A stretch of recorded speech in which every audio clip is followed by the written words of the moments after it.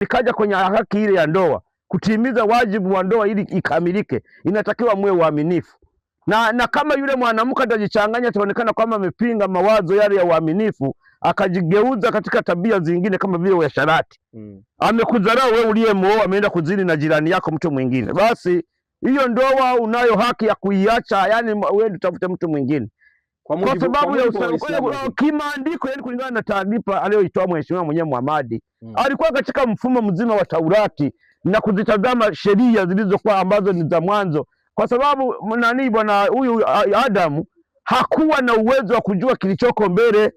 Wakati amepokea zawadi ya mwanamke, alimfurahia katika maumbo, uzuri wake na fahari yake, lakini kumbe mle ndani kulikuwa na Arabia ambayo kwake ilikuwa tayari ndio mwisho wake. Maana yeye alifurahi kwamba nimepata, tumekuwa wawili na nini. Sasa madhara yake ambayo yaliyojitokeza kwake ilikuwa ni fumbo ambalo alikuwa nalo Mwenyezi Mungu mwenyewe. Mwenyezi Mungu alijua fika kwamba huyu Adamu sasa hapa nimemnasa kwenye mtego hapo. Katika muda wake alioishi katika dunia, sidhani kama atapata muda tena wa kuishi tena. Muda wake umeisha, maana huyu mwanamke anakuja kumhamisha, kumtoa pale alipokuwa amesimama, kumwekea kwenye mazingira ambayo ni hatari sana.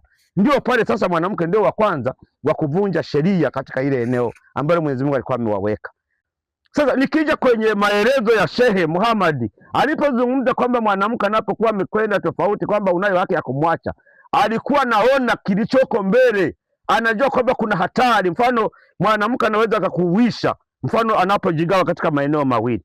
Wewe umemchukua kwa roho moja kwa kudai kwamba wewe unaishi naye kwa uaminifu kama ni mke wako, yani umemchagua ndani ya watu wengi katika wanawake, halafu yeye anafika tena anajirudisha kwa mwingine tena. Pale anakwenda kukusababisha wewe upoteze maisha. Ina maana ukisema kwamba uendelee kufuatilia lile jambo, ina maana yule bwana na kuua anaweza kukupoteza kwa sababu ya kumpenda mke wako. Na hili lilimpata mheshimiwa Nabii Ibrahimu. Ilikuwa bahati kwenye ule utawala wa sijui alikuwa nani yule Herode sijui nani. Alitembea katika safari zile, wakati anaenda huko, ametoka kwenye ile nchi aliyokuwa nayo, akawa ameenda nchi nyingine. Nimesahau kidogo, ila nikirudi kwenye vitabu naweza nikaona. Alipofika pale akawa ametoa taarifa, akasema bwana, wewe mama, najua wewe ni mzuri sana. Anamwambia Sara, wewe ni mzuri. Na hapa tulipofika kwenye nchi ya ugeni, angalia katika tawara hii, yoyote yule atakayekuwa na kuuliza kwamba wewe ni wa nani, sema huyu tuko naye ni ndugu yangu, usinitaje kama mimi ni mume. Wanaweza wakaniua kwa sababu ya uzuri aliyokuwa nao Sara.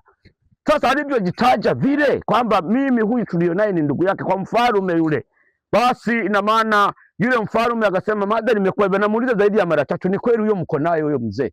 Sio mume wako huyo kweli? Kumbe ameshamtamani kwa uzuri alionao Sara. Ikafika sasa yule mwanaume akasema, madha umenihakikishia wewe, basi hamna tatizo, mimi nishakutaka twende ndani nikufanyia matumizi, niangalie kama naweza nikatoboa angarau. Ndio sasa kampeleka kamrukisha kule ndani. Kufika kule ndani bana, anafurukuta kwamba nataka fanya ile swala kitendo kile cha ndoa. Ile nani mashine yake ile uchi wake ukashindwa kufanya kazi, ukawa mbovu. Akajaribu kuinua hiyo sukwana, inua wewe kwenye mtandao ili afanye matumizi ya azini. Ikashindika, maana yeye pale muda ule alikuwa ni mzinifu. Akasema kwamba alikuwa anaanza kawaunga mkono, akasema mwanamume asimwache mkewe, wala mkewe asimwache mume wake. Lakini kwa sababu ya zinaa ilivyo mbaya, inavyoumiza roho, mtu anafika mbali, unayo haki, unaweza kumwacha. Amekukataa aza yako nani haina maana bayende muziki bayigishogwa chimu cy'abandi, amegawa ile tunda limekuwa kibayikiribwa cha kila muntu bayidenga. Sasa nimaze kubidenga, ina maana wewe pale unasononeka, ina maana amekukana si wawe tena.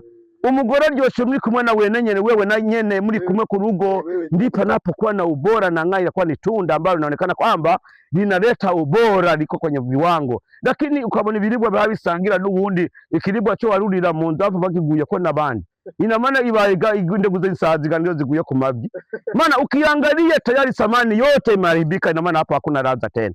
Kwa hiyo kwa vigezo kama hivyo ambavyo mimi nilivyo vipitia hemo nimevielezea, ninaungana na shehe kwamba alitambua elimu akiwa anafuata taratibu za sheria tangu Taurati ile ya manabii. Kwa hiyo kwa ngono muyuba kwa upande wa dini, idini mugabo si uburombe bwa kujya wafira amaso nk'imbene. Yani dini huwa ni kukaza kamba, unaangalia penye mapungufu pale ambapo unapoona kwamba hapa ndamukosesha mwene wacu, ngamukosesha huyu wacu, ina maana haya ndatengeneje ububi.